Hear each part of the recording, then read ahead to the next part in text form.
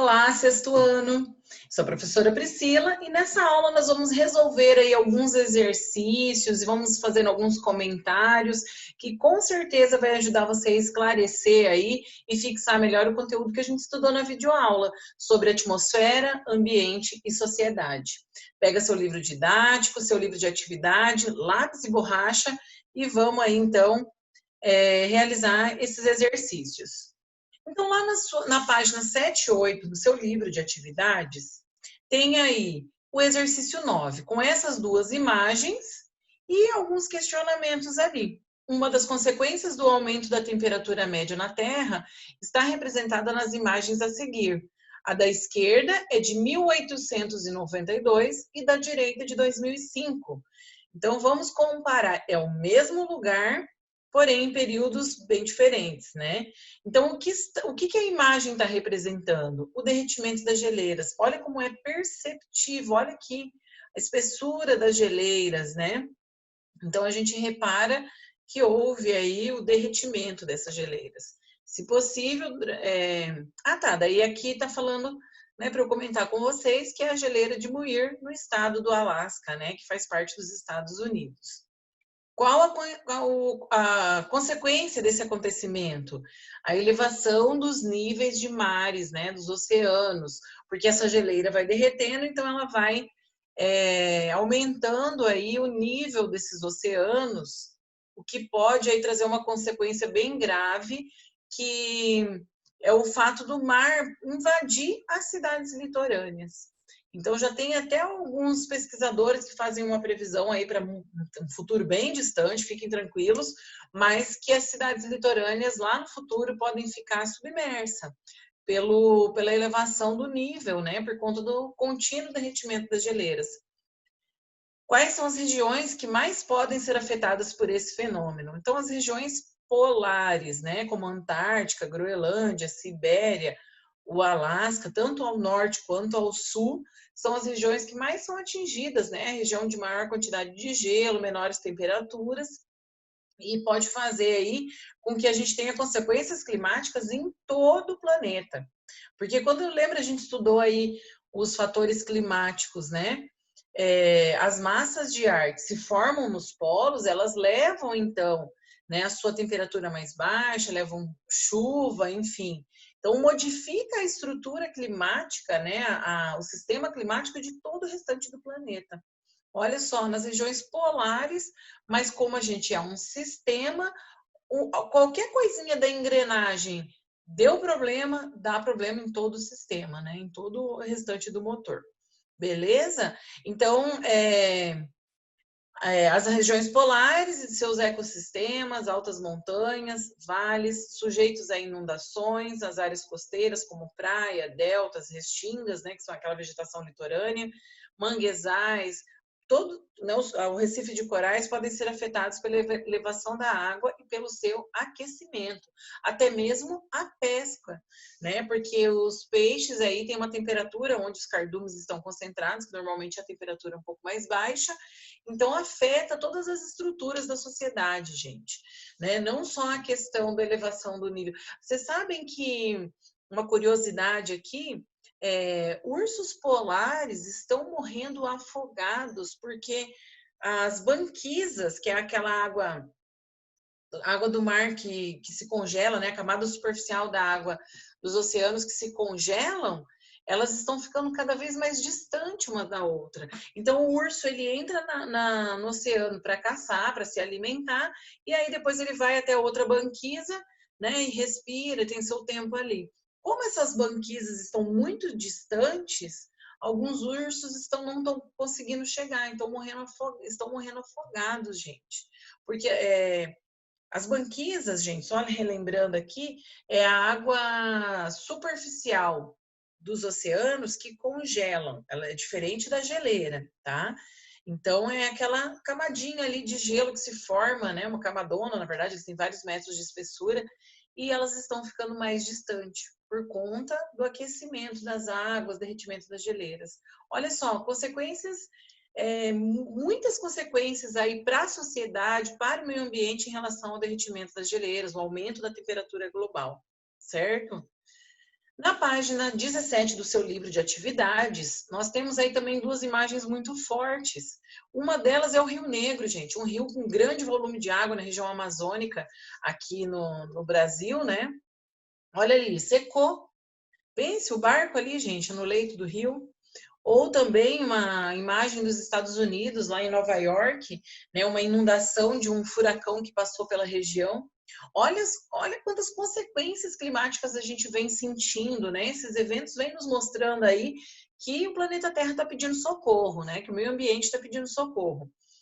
O que significa? As imagens revelam situações climáticas extremas. Os locais atingidos foram surpreendidos, pois não se situam em áreas em que esses fenômenos acontecem normalmente. Região amazônica, né, um índice pluviométrico, muita chuva, os rios são alimentados pela chuva.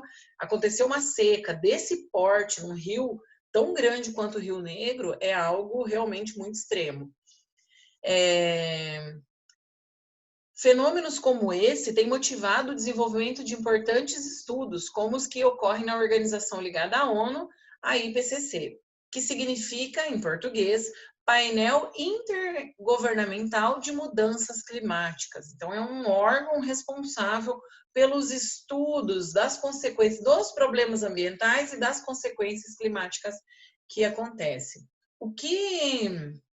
Que constatações os pesquisadores da IPCC têm obtido?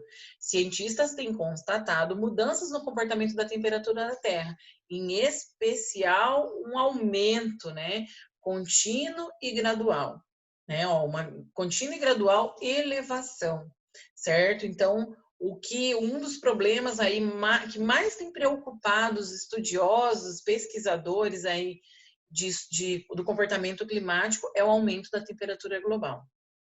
A que fator muitos deles atribuem à ocorrência desses fenômenos?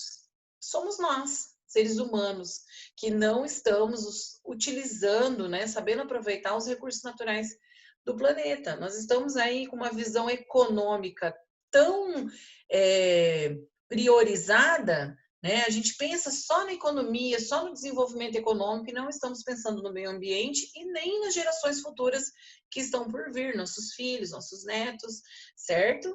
Então, vários pesquisadores da IPCC, para vários pesquisadores, a ocorrência de fenômenos climáticos extremos tem relação com a influência da ação humana exercida de forma intensa sobre os diferentes ambientes da Terra. Por meio de atividades agropecuárias, as queimadas, desmatamento, a industrialização e o ritmo elevado do crescimento urbano. Então, gente, as cidades crescendo, ocorre a impermeabilização do solo, o desmatamento, certo? Então, a radiação solar é absorvida com mais intensidade. O solo, também por conta do desmatamento, fica mais suscetível à erosão.